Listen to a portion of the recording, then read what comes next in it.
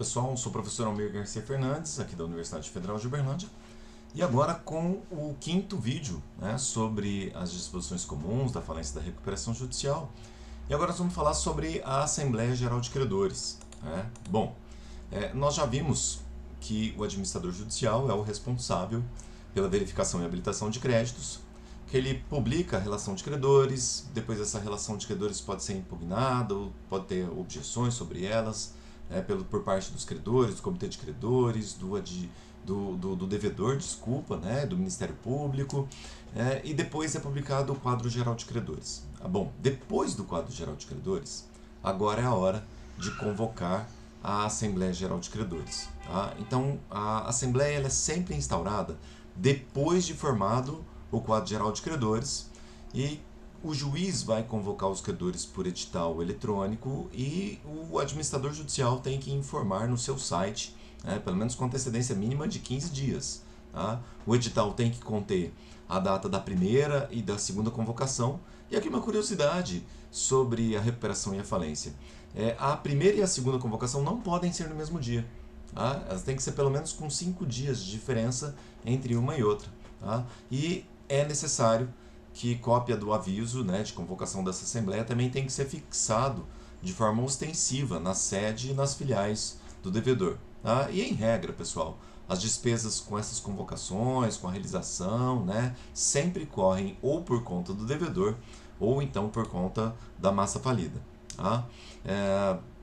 É necessário que nesse edital de convocação contenha a ordem do dia, tá? E também o local, né, o site do administrador judicial, onde os credores possam encontrar as informações, né, sobre o processo de recuperação. Tá? Ela é presidida pelo administrador judicial, que tem a função de designar um secretário entre os credores presentes para secretariar. Se ele tiver um assistente, um assessor, ele pode indicar também, não precisa necessariamente ser um dos credores. Né? E se o administrador judicial estiver sendo afastado e a Assembleia é justamente sobre esse afastamento, tá? E aí nesse caso quem vai presidir, né, o administrador fica impedido de presidir a Assembleia e um dos credores, né, em regra aquele do titular do maior crédito, é que vai presidir a Assembleia nesse caso. Tá? Ela tem um quórum de instalação. Tá? Na primeira convocação ela tem que ter a presença de pelo menos, né, credores titulares de mais da metade dos créditos de cada classe de credores. E aí lembra que eu falei das 4 classes, né? Os créditos trabalhistas e acidentes de trabalho, os créditos com garantia, quirografários e os créditos de microempresas e empresas de pequeno porte. Tá? Então, continuando aqui, né? O voto dos credores é proporcional ao valor do crédito, tá? A não ser no caso de deliberações sobre o plano de recuperação judicial, né, em que os trabalhadores votam por cabeça, tá? E não, né, pelo valor do seu crédito. Tá?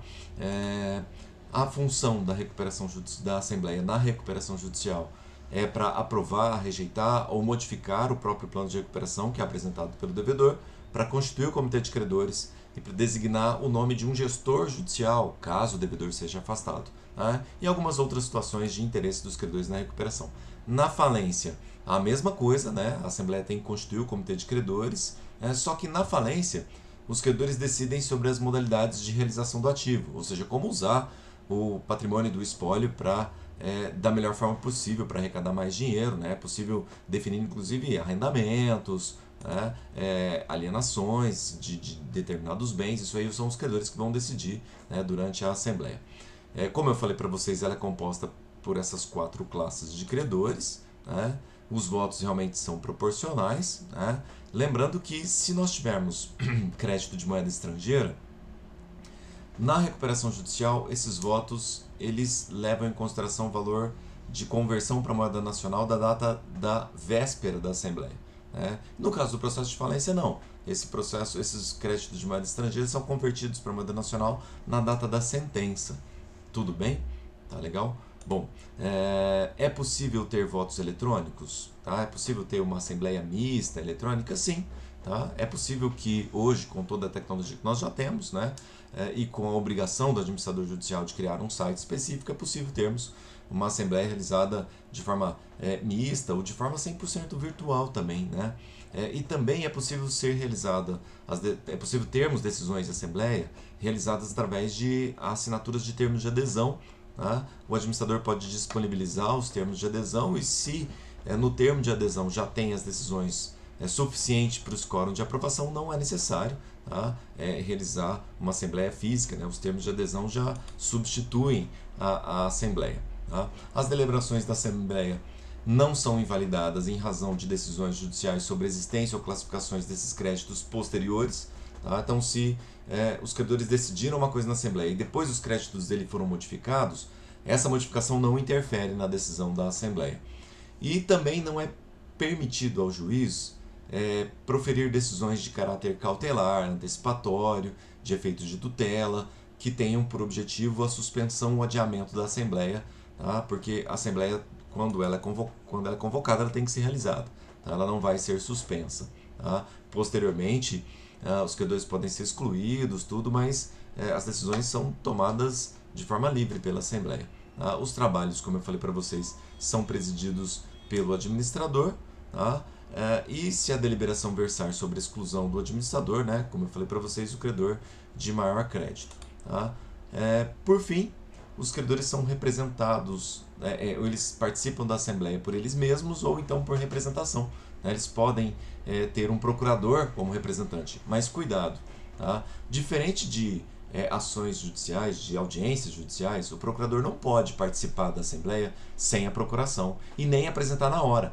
Ele tem que apresentar pelo menos com 24 horas de antecedência a procuração para ele poder participar da Assembleia. No caso de sindicatos, os sindicatos podem representar os trabalhadores como um todo, mas aí no caso eles têm que apresentar a relação de empregados associados, né, àquele sindicato pelo menos com 10 dias de antecedência.